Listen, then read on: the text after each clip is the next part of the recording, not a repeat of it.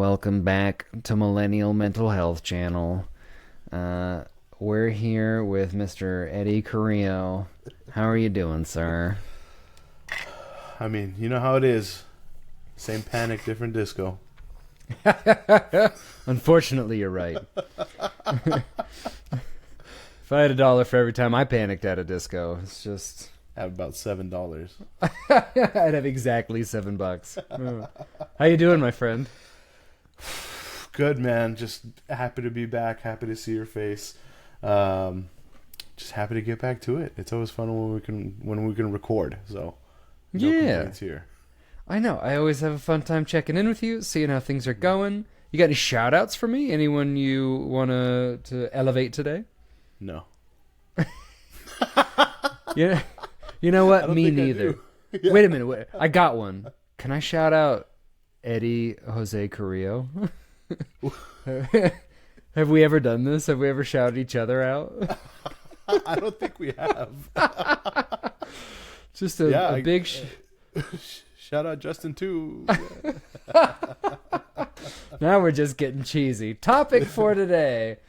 We're talking about pets, because pets are family, in my opinion, and the opinion of a lot of people in this world.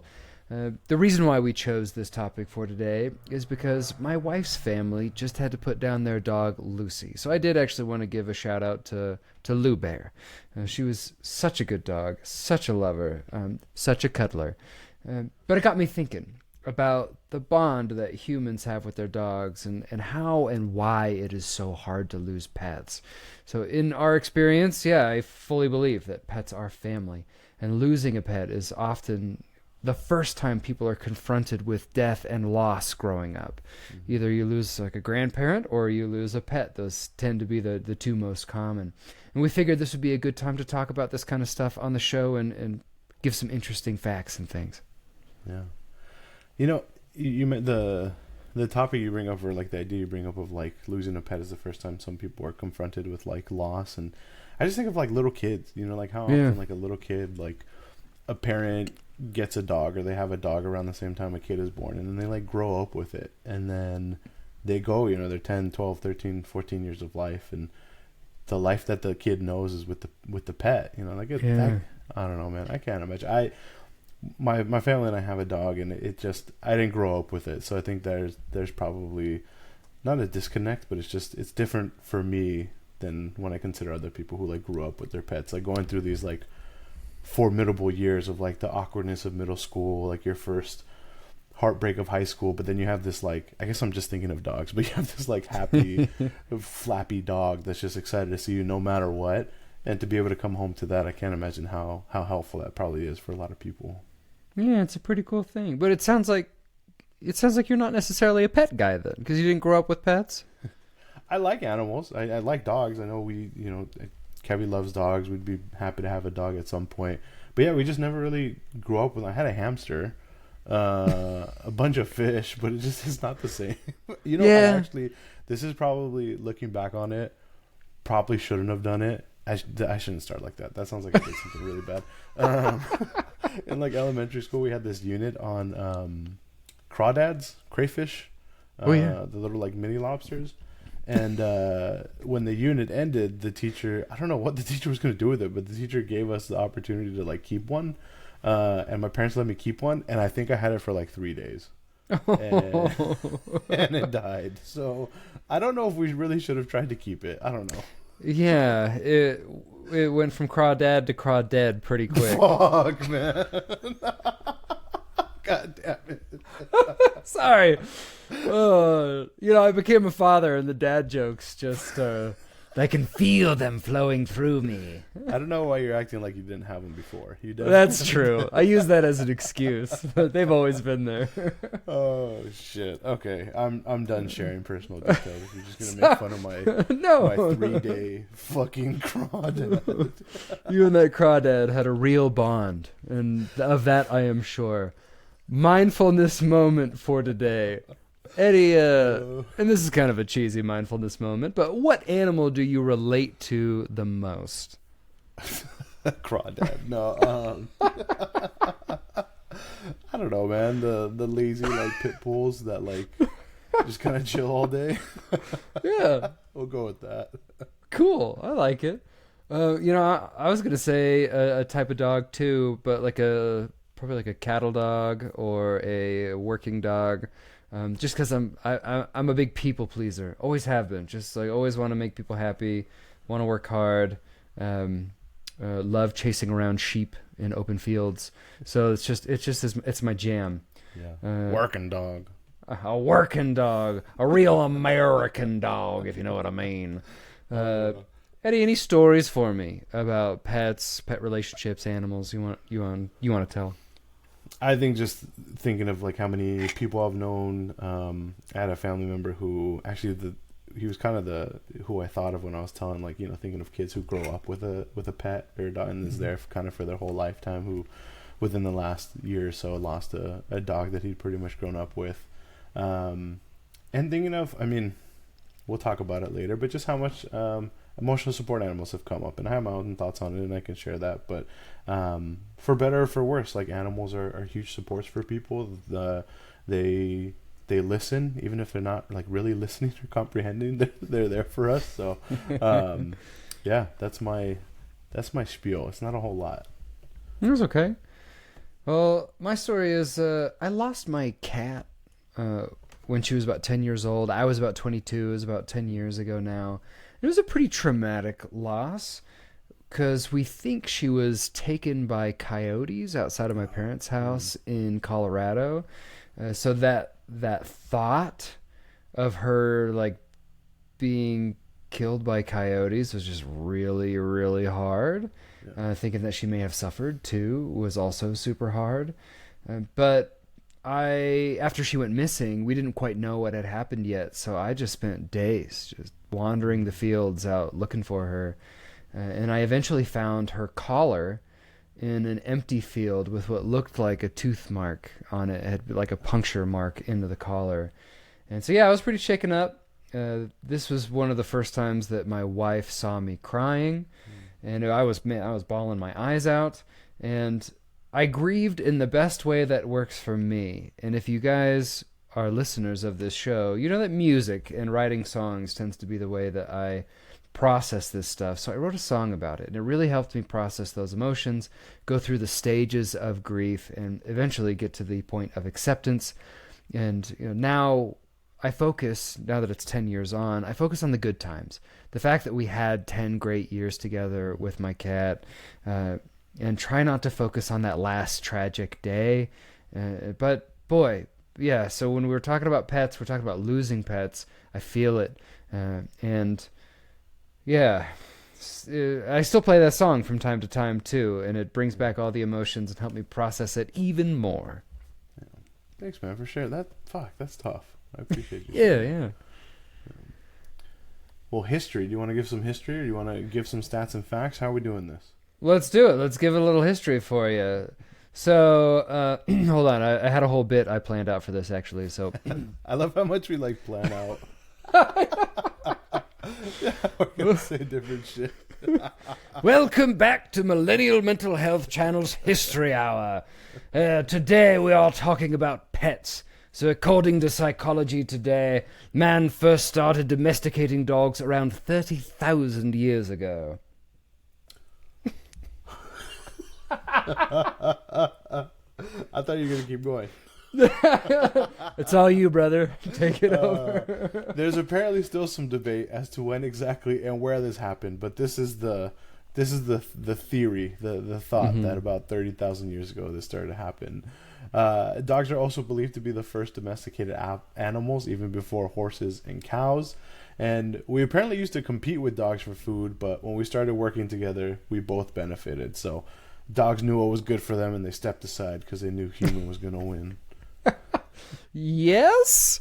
Some researchers believe that dogs helped humans become better hunters because humans harnessed a dog's sense of smell, and that allowed them to track prey better.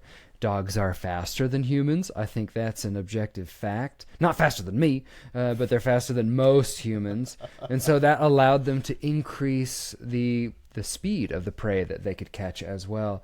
And dogs are also natural pack hunters, so they could have helped, or they could have even helped us understand how to more effectively hunt and different strategies to catch more elusive prey. If you know one thing about pets in, I guess I can just say in the United States, or probably in general, there's like two schools of thought, right? There's team dog and team cat. So we just want to talk about cats for a little bit. Yeah. They were domesticated about 10,000 years ago by humans in the Fertile Crescent. Justin, tell us what that is. It is, I believe it's like kind of the Middle East? Mesopotamia area? Oh, I haven't heard the word Mesopotamia in a long time. A long, long time. Well, you're welcome. I took AP World History like an idiot because I, for whatever reason, thought I was going to do well in that class, and I didn't. And I think that really just goes to show that there's no reason to really push yourself too much in school. Just do enough. Don't overly stress yourself out. And you, too, one day can have a podcast with one of your best buds that has over 160 reviews on Apple Podcasts. Bingo. It's all about the reviews. And I did just Google it. The Fertile Crescent is a crescent-shaped or a croissant-shaped region in the Middle East, spanning modern Iraq, Syria, Lebanon, Israel, Palestine, and Jordan. There you go. During this time, humans started to shift from being hunter-gatherers to more agricultural. They had to store stockpiles of grains, which attracted rodents. And as you know from Tom and Jerry, rodents were taken care of by wild cats who would feast on the rodents, and they had no taste for the grain, so they would just take care of those. And then in ancient Egypt, they worshipped cats. Then in 31 BC, or BCE, depending on which one you prefer to use, Egypt became a Roman province, and the Roman Empire saw the value of having cats around and spread the pet around the world. So kind of cool. I didn't know that. Yeah, I kind of knew that Egypt was really into cats, but I didn't know that it was the Roman Empire that was the ones that kind of spread cats around. In terms of cats, stats, and facts, there are an estimated 76 million pet dogs in the United States and 58 million pet cats.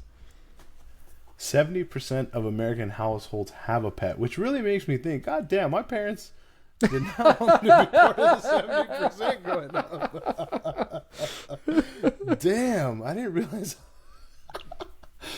No comment. Next comment. Stat. 3.5 million households have a horse, which I thought was interesting. That's actually more than I thought, because horses seem like a giant pain in the butt to me. Kevy lived with a family for a while that had a horse. Oh. Yeah. I'm probably going to... I think it was Hondo, his name. Kevy will correct me. I would always get it wrong. I think it was Hondo. That doesn't really matter that much. 2.9 households... I don't know how we're determining 2.9, but 2.9 households, an average of 2.9 households have saltwater fish. And then pet ownership has actually gone up over the past couple of decades. So maybe back in the day when I didn't have a pet growing up, that could have been there to support me and help me through tough times. Mm-hmm. Maybe that's why, because it just wasn't as common. Imagine how much more emotionally stable you would have been had you had a dog. Actually, I think you'll find out that the research actually does not agree with that statement.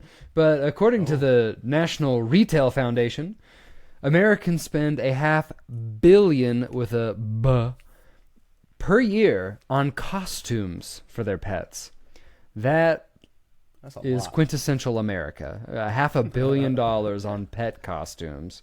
I gotta admit, I once bought a dinosaur costume for my dog Freckles, and we called her Tyrannosaurus Frex. That's hella good. It was pretty cute. You talked about research a little bit. What do you got for me? So I was actually really surprised that I was thinking I'm going to go into this. I'm going to look up some meta-analyses like I usually do and find that, pet ownership is great. Like there's nothing bad about it. I was actually pretty wrong about that. So Martins et al. In 2023, so a recent meta-analysis on the impact of pet ownership on physical activity, showed that yes, actually having a pet does increase your overall physical activity, but not all the other studies show positive things. They found Well, one, there's that part, statistically significant, more physical activity. What I wanted to say, I got jumbled up. I've actually seen, I think Kevin and I have both seen this. Our neighbor walks their dog a lot, and he looks like he is in better shape, and I think that's pretty cool. Yeah, we talked about it recently. Like he goes in. I don't know if he does it at the same time anymore, but it used to be when I'd leave for work, I would see him walking the dog, and it looked like it had a good impact on his health. So cool. That's one anecdotal evidence. Conversely, Scorbsy et al. In 2021 did a systematic review, not systemic, or maybe systemic, I don't know, of the literature and found insufficient evidence that pet ownership improved general mental health. So trying to make statistics easily consumable by everybody, basically they're trying to find if it's like the number is significant enough to say it's statistically significant. There probably was like some numbers that said like, yeah, there is like a positive impact, but it just wasn't, there wasn't enough. The number wasn't powerful enough, or there wasn't enough evidence to support it. But my guess is there probably was some evidence that supported it. Yeah, and the interesting thing about meta-analyses and systematic reviews is that it's like a study of studies. So they incorporate multiple different studies, trials, things like that. So it's actually pretty good evidence. There was also a study of pet ownership during the pandemic that showed that pet owners had lower vitality, lower satisfaction, or life satisfaction, less meaning to their life, and higher loneliness. I could not believe this one, because you'd think that a pet would be perfect in that time when you couldn't interact with other people, but it was the opposite. Yeah, I guess.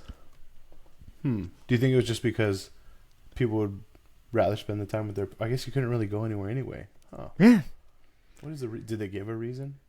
Not really. They kind of hypothesized and theorized, but there's no way of knowing for sure. But yeah, that one just totally floored me. Yeah. What am I thinking? I feel like, I don't know. Sometimes with studies, right? Like they leave certain things out to make their studies still look like, I don't know. Maybe they had a theory, but they didn't want to put it in because then maybe it would have contradicted their. I don't know. Yeah, because hard to know. You're surprised by it. I'm surprised by it too. That's okay. Yeah. There have been some smaller individual studies that have shown that pets decrease cardiovascular risk, asthma, and allergy rates, but the evidence isn't super strong. So again, it's probably it's there, but it's just not enough to be like, yes, this is factual. And these studies often cannot be reciprocated. One thing to think about is the whole field of psychology is kind of similar. A lot of studies are hard to reciprocate. We're never going to do the Stanford Prison Experiment again. Don't ever try and ask. The International Review Board is not going to say yes. The Stanley Milgram Experiment, same thing. I don't know. It's just important to think about that too as a consumer of information. It's important when studies can be reciprocated or replicated, and oftentimes in psychology they can't. Yeah, and that's why when I look for evidence to put in this show, I do look for studies that incorporate data from multiple studies, big swaths of data and information, because a lot of times one study means absolutely nothing. And you can have one study that says anything. The last study we want to talk about is from 2005 from McNicholas et al., which found 90% of pet owners regard their pet as a valued family member, so similar to what we were talking about at the beginning, and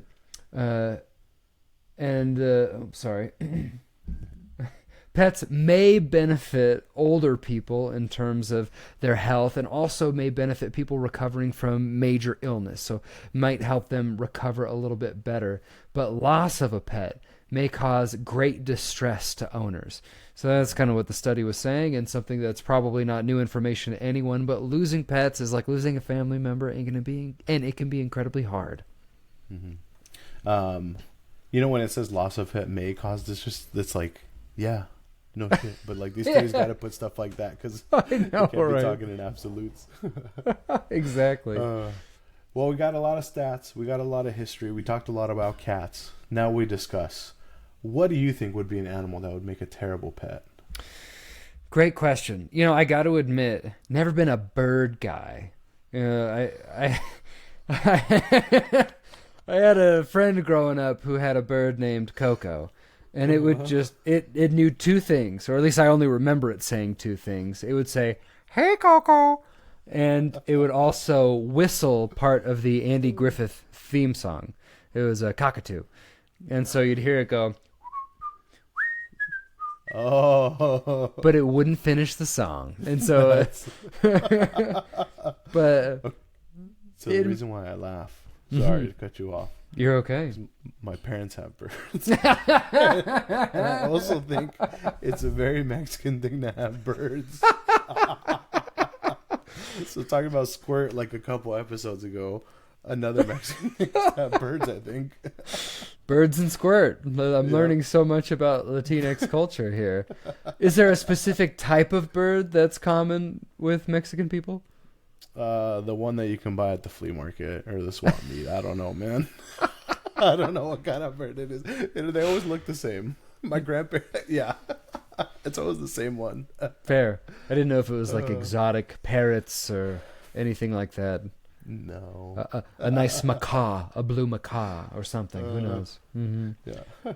What about you? What makes the worst pet, in your opinion, other than crawdads? Probably fuck, man. Probably a Komodo dragon. Ooh. Yeah. Agreed. That sounds like a terrible pet. Which one's the one? Gila monster. Oh, yeah. Those are bad, right? Those are dangerous. Yes, Yeah. and monitor lizards are a huge problem in Florida because they were pets and then they got out and they thrive in Florida. And so they're like just swim in the swamp and destroy everyone's pets. Pythons too, right? In Florida? Yeah, pythons are a bad one too. I've seen those like Animal Planet shows where they like try to go catch them because you get paid based on the length of how big they are. Oh man, I was gonna make a bad porn star joke, but I will move on. I also did hear that a lot of times in Florida, after big storms, pets will get out, and that's another big reason why they have a big problem with snakes and lizards in Florida. A lot of food going around. Oh, I guess it's not that they're thriving off the missing pets.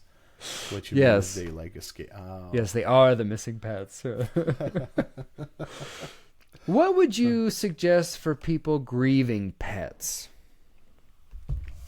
I think to try to normalize as much as possible, like what they're feeling. I think sometimes when people grieve in general, they feel like they are doing something wrong, or they shouldn't be feeling that way, or they're making a big deal out of nothing, and just really trying to normalize, like you mentioned, like these animals are part of your family. Like it's okay to be grieving, to be having a hard time. Like none of that is wrong. They've either you've spent years with them or you spent a couple months with them, whatever it is.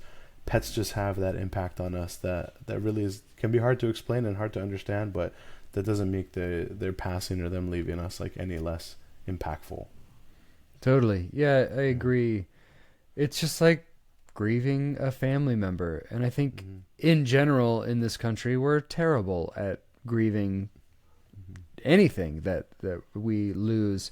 But pets are a big one too. And I notice that a lot of times people don't give pets the same rituals, the same pomp and circumstance, if you will, in grieving. And so a lot of times people never really fully grieve and process the loss of pets.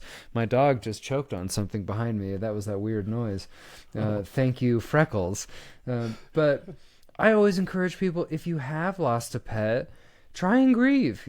I know and do things, like do something intentional to grieve.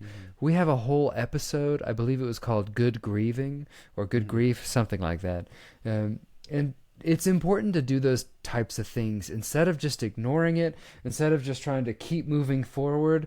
Give it a little bit of time and space in your brain.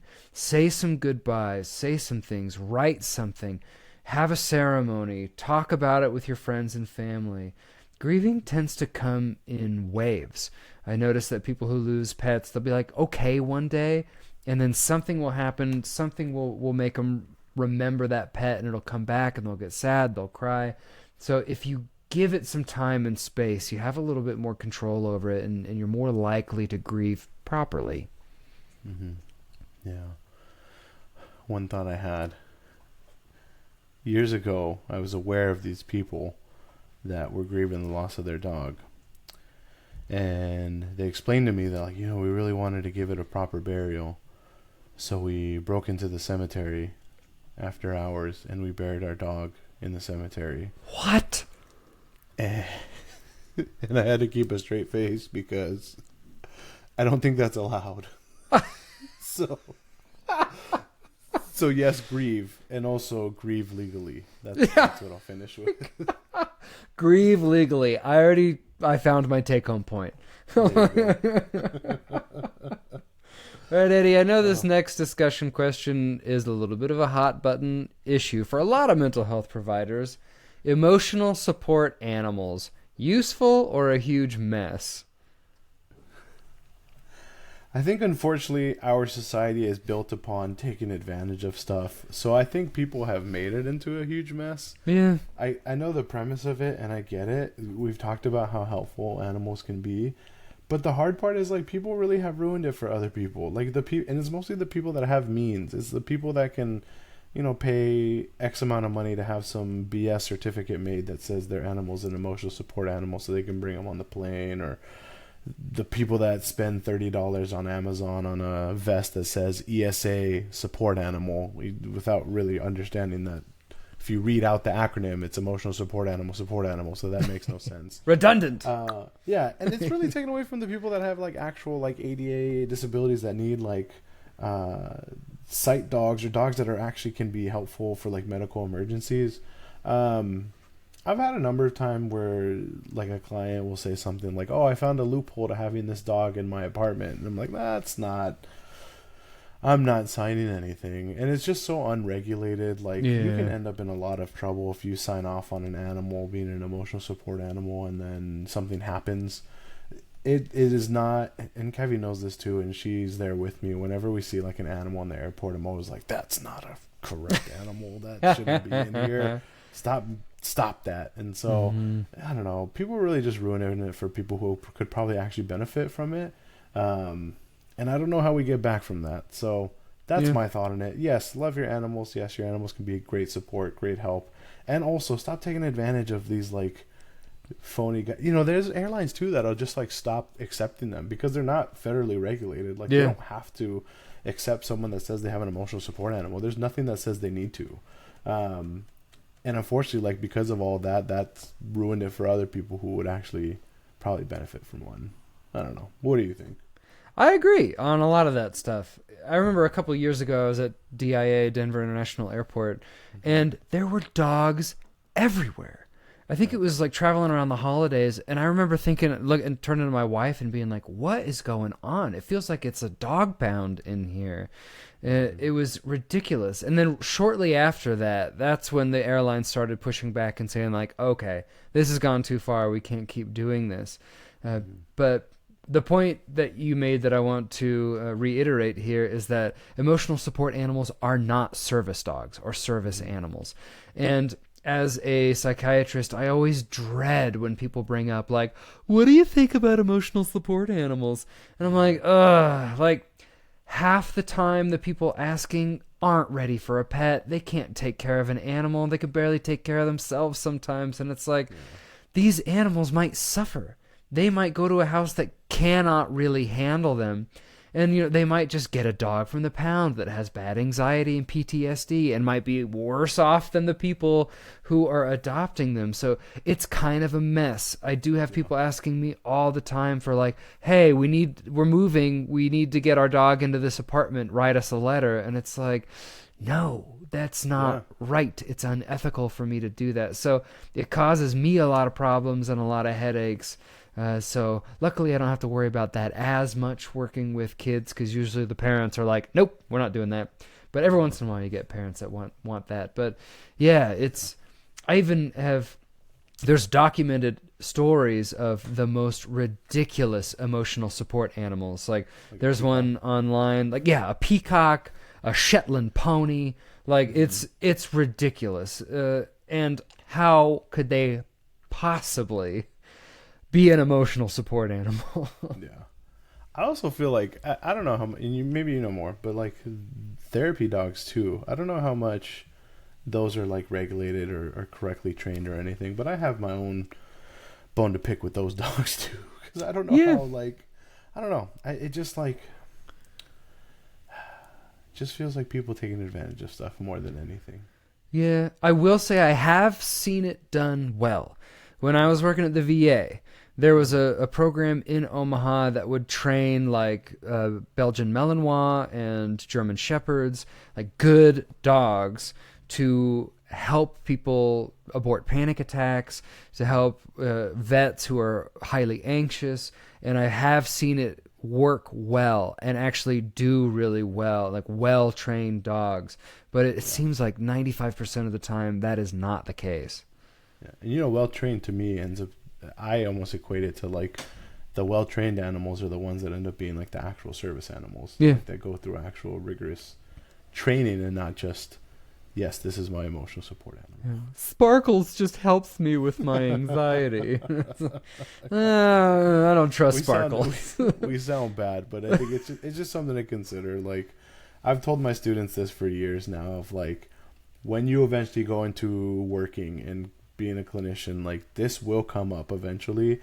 Push back, because there's nothing protecting you if things go sideways. Yeah. And yeah, as a provider, you are somewhat on the hook, on the line for writing these letters that people sometimes demand that you write. Mm-hmm. What's your take-home point? My take-home point. Oh man, I must be losing my mind here. Wait a minute. Grieve legally. Yes. Mine's just gonna be, people bring this up every holiday season, but just remember, pets are not just presents. Like, if you get someone a pet for a present, please expect to have them for 10 to 15 years. Mm-hmm. I think that's important. I agree. Play us out, my friend. Thank you all for listening. We're now past 100. We're on episode 101. So here's day 1 of the next 100. We appreciate you all for being here with us, for supporting us. If you liked what you heard today, feel free to give us a review on Apple Podcasts or on Spotify. On Apple Podcasts, we'd love a 5-star review and any comments if you'd like to share. On Spotify, you can leave us an answer to the question that's under every single one of our episodes, or you can just find us wherever else you get your podcasts. On social media, at Millennial MHC, TikTok, Instagram, YouTube, Twitter, not calling it the other name. That is all we have. Thank you all. Go love on your pets. We appreciate y'all, and take care of y'all mentals.